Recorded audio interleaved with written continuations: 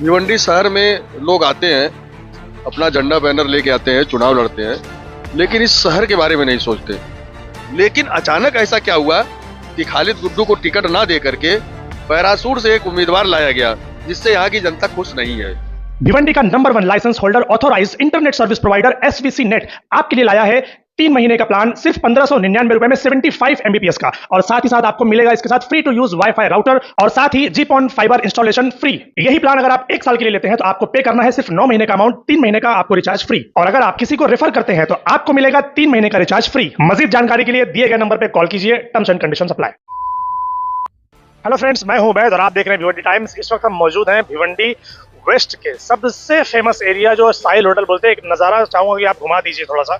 ये साहिल होटल का एरिया जहाँ पर आपको एनी टाइम आप यहाँ पर आएंगे तो आपको पब्लिक मिलेगी ही मिलेगी, और हम कई बार यहाँ पर कोशिश कर चुके हैं, कई बार यहाँ की चीज़ों को दिखा चुके हैं कि यहाँ पर जो पब्लिक होती है वो क्या चाहती है कि भिवंडी वेस्ट में इस बार आमदार कौन बनना चाहिए। तो चलिए अब यहाँ की पब्लिक का रुझान जानेंगे कि वो किस बेस पर भिवंडी वेस्ट का एमएलए चुनेंगे। क्या वो डेवलपमेंट होगा, क्या वो पार्टी होगी, या वो बड़ा चेहरा होगा, या फिर कोई नाम होगा, या फिर कुछ और।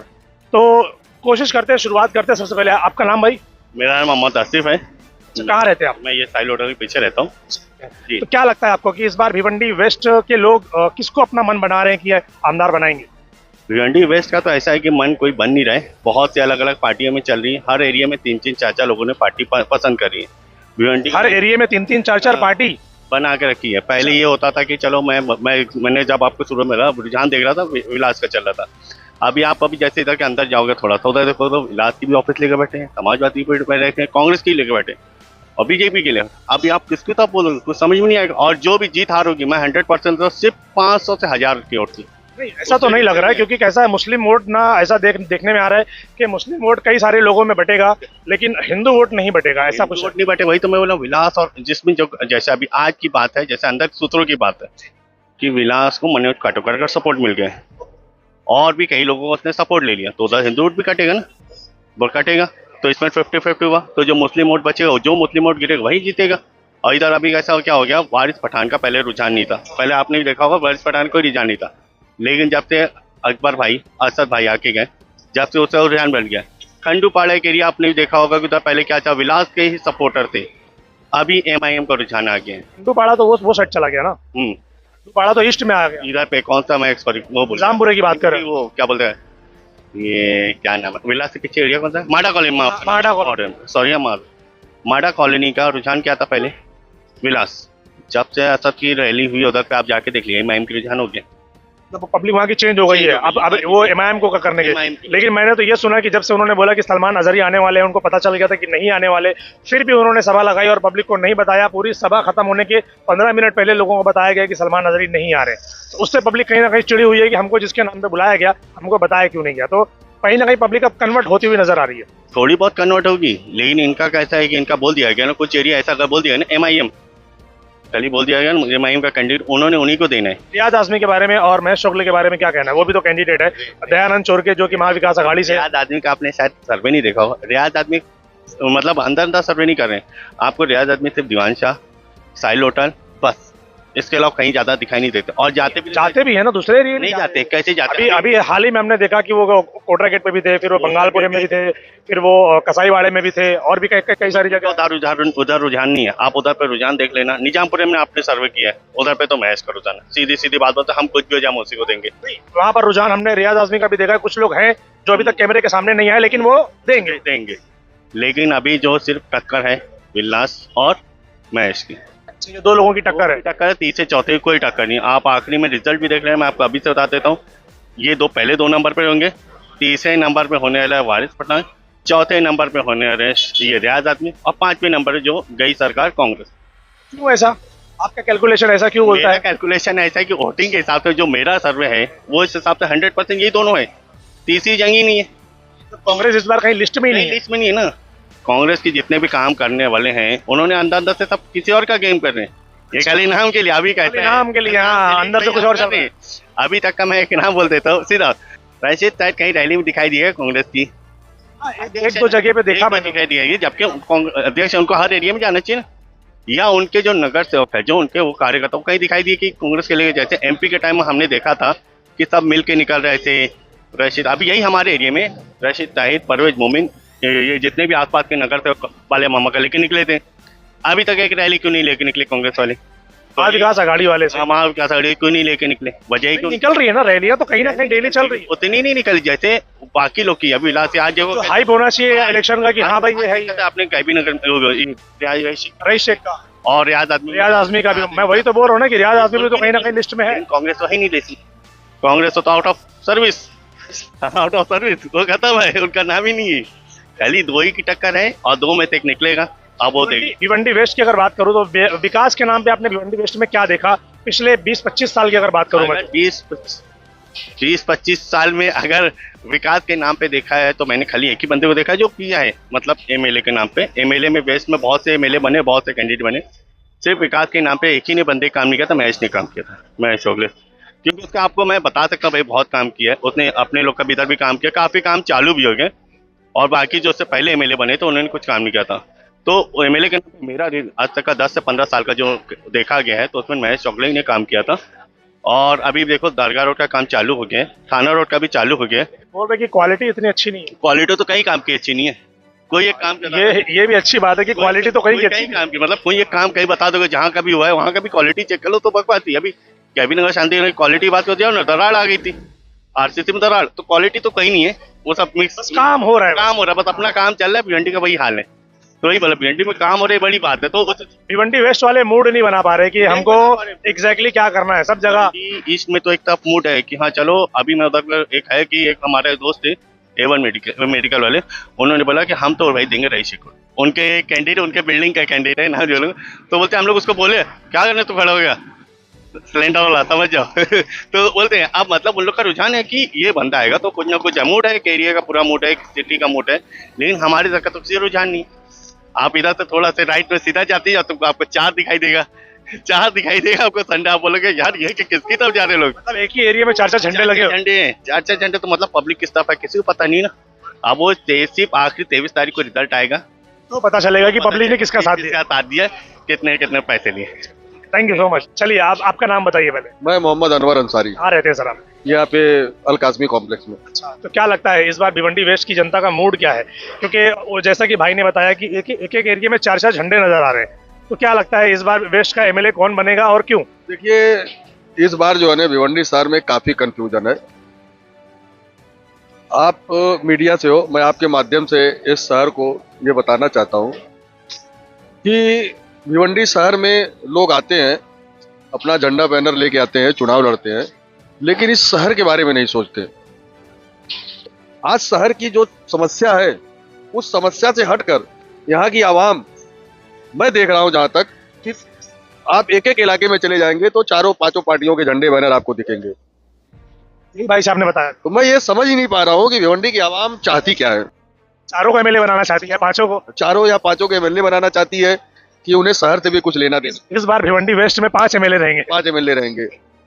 तो यही नहीं समझ पा रहे हैं हम लोग, या यहाँ के बुद्धिजीवी वो भी कंफ्यूज है कि एक एक इलाके में 4-4, 5-5 बैनर। कंफ्यूजन क्यों होता है मेरे समझ नहीं आता। क्या आपने पिछला 5 साल, 10 साल, 15 साल क्या लोगों ने देखा नहीं कि कौन बंदा काम कर रहा है, कौन बंदा काम नहीं कर रहा है, उस बेस पर उनको वोट दे देना चाहिए? कंफ्यूजन कहाँ होता है? ये चीज मैं बताना चाहता हूँ कि लोगों ने कई सालों से यहाँ की समस्याओं से जूझ रहे लोगों ने देखा है, लेकिन उसके बाद भी अगर हम कोई ऐसा फैसला न ले पाए जिससे इस शहर की तरक्की, इस शहर के विकास, इस शहर में अच्छे स्कूल हो, अच्छे हॉस्पिटल हो, अच्छी सड़कें हो, लोगों को पीने के लिए साफ पानी हो, बच्चों के लिए। आज सबसे बड़ी समस्या क्या मालूम आपको कि यहाँ की जो बच्चे और सब खास तौर से जो बच्चियां हैं जो कि पढ़ने में आगे हैं, उनको अगर आगे की नीट की हो या इस चीज की पढ़ाई के लिए भिवंडी से बाहर जाना पड़ता है। जो आदमी, जो उनके पेरेंट्स होते हैं ना, वो अफोर्ड नहीं कर पाते और वो भेजना भी नहीं चाहते क्योंकि लड़की साथ। मेन समस्या यही है कि वो बच्चियों को भेजना नहीं चाहते। अच्छा, कुछ जो है टैलेंटेड है, इस तरीके के जो परिवार थोड़ा सा हाई लेवल का है, तो वो भेजता है थाने या मुंबई, तो उनको थाना पहुंचने में 3 घंटा लगता है। सबसे बड़ी समस्या ट्रैफिक की है। तो ठीक है, इस समस्याओं को देख करके ही लोगों को फैसला करना चाहिए। झंडा बैनर लगाना एक अलग चीज है, अलग अलग पार्टियों के लोग झंडा लगा रहे हैं, अलग अलग पार्टियों के लोग सपोर्टर यहाँ पे दिख रहे हैं। अभी तो मैं एक झंडा देख रहा हूँ जो कि काफी ज्यादा तादाद में लग रहा है, ना तो उसके पास कोई नेता है, ना तो उसका कोई मंच है। लेकिन एक चीज मैं बताना चाहता हूँ कि पिछले 25 सालों से उनके कारनामों का भिवंडी का बच्चा जानता है। फिर भी तो लोग झंडा लगा के घूम रहे हैं। मैं ये नहीं समझ पा रहा हूँ कि फिर भी लोग उनका झंडा क्यों उठा रहे हैं, जिन्होंने मनी भाई के बारे में सुना होगा। तो ये पूरा शहर जानता है और पूरी आवाम जानती है, जो शहर के समझदार लोग हैं, बुद्धिजीवी लोग हैं, वो समझ रहे हैं कि ये क्या है। उनका यही मानना है कि चलो बच्चे खा रहे हैं तो खाने दो, लेकिन फैसला जो है 19 तारीख को रात में होगा। किसको देना है किसको एक्चुअल में, देना है। या नहीं होगा 20 तारीख को ही होगा कि भाई कौन क्या दबा कर आया। जब लोग पोलिंग बूथ पे जाएंगे ना भाई, तो ये मन बना के जाएंगे कि हमको किसको वोट देना है। और मैं समझता हूँ कि इस बार जो वोट यहाँ पर पड़ेगा वो बीजेपी को हराने के लिए पड़ेगा, क्योंकि हिंदुस्तान में जिस तरीके से माहौल बना हुआ है, यूपी से लेके जिस तरीके से बयानबाजी आ रही है, हिंदुस्तान के सबसे बड़े सूबे के मुखिया माननीय योगी आदित्यनाथ जी ने जो एक नारा दिया है, बटोगे तो कटोगे, उसका रिएक्शन महाराष्ट्र में बहुत तेजी से फैल रहा है। और दूसरा नारा जो बीजेपी के हमारे एक विधायक जी हैं नीतीश राणे साहब, उन्होंने जो एक इंटरव्यू में बोल दिया कि 22, 20 तारीख, 23 तारीख से पहले पहले मस्जिदों से लाउड स्पीकर उतार लो, नहीं तो हमारी सरकार बनते ही हम उसको उठा देंगे। अभी हमने 2 दिन पहले एक बयान सुना था यूपी का, माननीय योगी जी का, हमारे सबसे बड़े सूबे के मुख्यमंत्री का। बड़ा अफसोस हुआ उनका बयान सुन करके। उन्होंने ये बयान दिया था भरे मंच से कि हम यूपी में अजान बंद करवा दिए हैं, आने वाले समय में ऐसा होगा कि लोग भूल जाएंगे कि नमाज क्या है, अजान क्या है।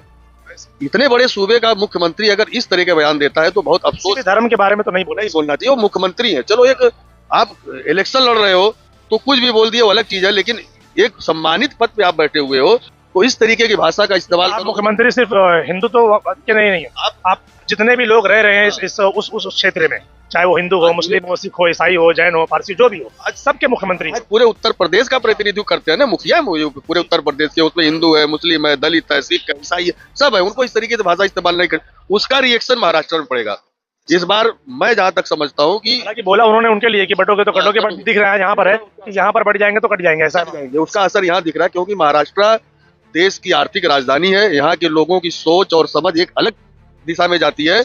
यहाँ पे लोग हिंदुस्तान के कोने कोने से लोग बसते हैं, खासतौर से भिवंडी एक गुलदस्ता है, एक मिनी इंडिया है। यहाँ पर कोई भी ऐसा क्षेत्र नहीं होगा जहाँ के लोग हिंदुस्तान ना हो यहाँ पे। तो यहाँ पे सारे तरह के लोग और सारे तरह के लोगों का एक मिजाज काम करता है। और मैं समझता हूँ कि इसका रिएक्शन, और मैं आपको एक बात बता देना चाहता हूँ कि ये चुनाव महाराष्ट्र की सरकार बदलने का चुनाव है, ये समझ लीजिए। आपने एक जन का तो नाम ले लिया, ना लेते हुए भी बाकी के बच्चे 4 जो नाम चीन है, जैसे कि महेश चोगले हो गया, वारिस पठान हो गया, दयानंद चोरगे महाविकास आघाड़ी से, और दूसरे रियाज आजमी। क्या लगता है इन चारों के बीच में आपको कौन है कि जो आमदार के पद पर बैठने के लायक है? आपने अच्छा सवाल किया, मैं उसका भी जवाब दे दूंगा। हमने महेश जी का 2014-2019 दोनों साल देखा, 10 साल का कार्यकाल देखा। उन्होंने जिस तरीके से यहाँ की चलाई वो भी देखा हमने, उनके विकास को भी देखा और यहाँ की आवाम ने भी देखा है। अब जो है भिवंडी के पश्चिम विधानसभा के अंदर भी लोगों का मन है बदलाव करने का। समझ तो बदलाव मतलब नया चेहरा चाहिए। इस बदलाव में कांग्रेस ने अपने आप को कमजोर कर दिया। कांग्रेस इस बार ये सीट कांग्रेस की थी, उसके ऐसा लग रहा है कि वो छोड़ना चाहते हैं। और यहाँ के लोगों को भी ये लग रहा है कि कांग्रेस ने 50+ माइनॉरिटी का शहर विधानसभा होने के बावजूद एक ग्रामीण के व्यक्ति को कांग्रेस ने यहाँ पर टिकट ला करके सीधा कहीं न कहीं मुझे ऐसा लगता है उन्होंने बीजेपी को सपोर्ट किया है। दूसरी बात है, हमारे शहर में पिछला जो 2019 का चुनाव जो हुआ था उसमें आपने भी देखा होगा, कवर किया, खालिद गुड्डू साहब एक कैंडिडेट थे, MIM समर्पित आजाद उम्मीदवार। उनका पर्चा खारिज हो गया था किसी कारण से और उन्होंने MIM के समर्पित उम्मीदवार के तौर पर इलेक्शन लड़ा था और काफी अच्छे तरीके से इलेक्शन लड़ा और सेकंड, कांग्रेस के होते हुए भी वो सेकंड पोजीशन पे थे। 44,000 प्लस उनको वोट मिला, करीब 10,000 वोट थे आ रहे। तो इस बार ऐसा लोगों का मन था कि MIM को हम सपोर्ट करेंगे और यहाँ से MLA बना करके महाराष्ट्र की असेंबली में भेजेंगे। लेकिन अचानक ऐसा क्या हुआ कि खालिद गुड्डू को टिकट ना दे करके पैरासूट से एक उम्मीदवार लाया गया, जिससे यहाँ की जनता खुश नहीं है।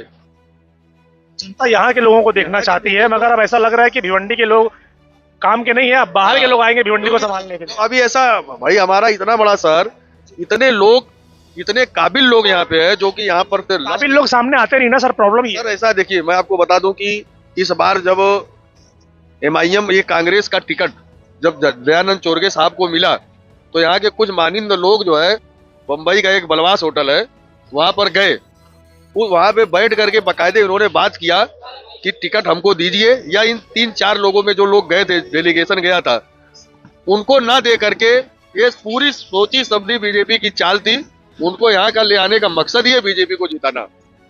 अब ये अभी दयानंद चोरगे भी नहीं है, विलास पाटिल भी नहीं है और वारिस पठान भी नहीं है, महेश शोगले तो रह गए, रियाज आजमी। आज जो मैं सर्वे कर रहा हूँ, जो मेरी अपनी समझ है, राजनीतिक समझ है, उस समझ से मैं जो देख रहा हूँ तो मुझे ऐसा लगता है कि रियाज का बीजेपी से सीधा टक्कर है। रियाज आदमी रियाज इस बार टक्कर देने वाले बीजेपी को, महेश शोगले का फैसला तो या तो जनता करेगी या अल्लाह करता है। को। तो वही बताएंगे। जीत का फैसला तो अल्लाह करने वाला है। वो क्या लगता है कि आपको रियाज आजमी इतने पावरफुल हैं कि वो बीजेपी को टक्कर दे सकते हैं? क्या लगता बहुत अच्छा सवाल आपका है। पावरफुल नहीं है, है? मैदान में उतरे हैं तो मैं आपको बताता हूँ, उन्होंने 2.5 साल में कुछ ऐसे कारनामे किए हैं कि जो लोगों को, यहाँ की गरीब आवाम को, जो झोपड़पट्टी इलाका हो, ये इलाकों में जो औरतों का उन्होंने डॉक्यूमेंट का काम किया, जो उनकी हेल्थ की मोबाइल वैन चली, पूरे शहर में हमेशा पश्चिम विधानसभा में घूमी, पासपोर्ट तक उन्होंने फ्री में बनाया, इलेक्शन कार्ड हुआ, 40-45 हजार जो लोग बोल रहे हैं, जो भी है, लेकिन पेपर पढ़ा था उसमें सारी है वो लोग क्या बोल रहे हैं कि डॉक्यूमेंटेशन तो और भी जगह पर होते हैं, तो क्या डॉक्यूमेंटेशन के जरिए एमएलए बन सकता है? बेशक ये तो गली गली में होता है, मैं आपकी बात को मानता हूँ, लेकिन कुछ तो विजन लेके चला सामने वाला। 10 ऑफिस उसने पश्चिम विधानसभा में चलाया। आपको ये समझ होनी चाहिए, और आप समझते भी है इस चीज को, चूंकि आप पत्रकार हैं तो आपको वो पूछने का हक है, मैं आपका जवाब दूंगा। उसके लिए भी खर्च होता है, वो बंदा अच्छा खासा खर्च होता है, दुकान का रेंट हो गया, चीजें हो गई, वहां पर एम्प्लॉय हो गए, सब उन्होंने खर्च किया एक उम्मीद पे। उनका देखिए, हर आदमी स्वार्थी है। मैं ये नहीं समझता कि रियाज आदमी साहब सिर्फ सेवा के मकसद से खर्च किए होंगे। उनका ये स्वार्थ था कि आने वाले टाइम में मैं इलेक्शन लड़ूंगा, एमएलए बनूंगा एमएलए। और उनका एक विजन जो लोगों के सामने वो रख रहे हैं अपनी हर सभा में, उसे लोगों को ये उम्मीद है कि रियाज आदमी साहब कुछ कर सकते हैं। लेकिन मैं जहां तक देख रहा हूं, इसमें लड़ाई जो है त्रिकोणी है। मुसल्लस बन जाएगा, त्रिकोणी लड़ाई बन रही है, ट्रेंगुलर लड़ाई है, जिसमें पब्लिक किसको पटकती है और किसको उठाती है। और विलास साहब है और दूसरे रियाज आदमी साहब। बाकी ना तो दयानंद चोरगे साहब कहीं कंटेस्ट में है, ना तो वारिस पठान साहब कहीं कंटेस्ट में है। ये तीनों की लड़ाई है। अब अल्लाह जिसको इज्जत बख्शे वो चुन के जाएगा एक ही आदमी। लेकिन मैं शहर के लोगों को एक अपील करूंगा जरूर कि आने वाली 20 तारीख को अपने मतदान जरूर करें और ज्यादा से ज्यादा संख्या में होकर के वोटिंग करें। ये आपके ऊपर डिपेंड करता है कि इस शहर की तरक्की, इस शहर के विकास, इस शहर के डेवलपमेंट के लिए आप किसका चुनाव करते हैं। शुक्रिया। Thank you sir.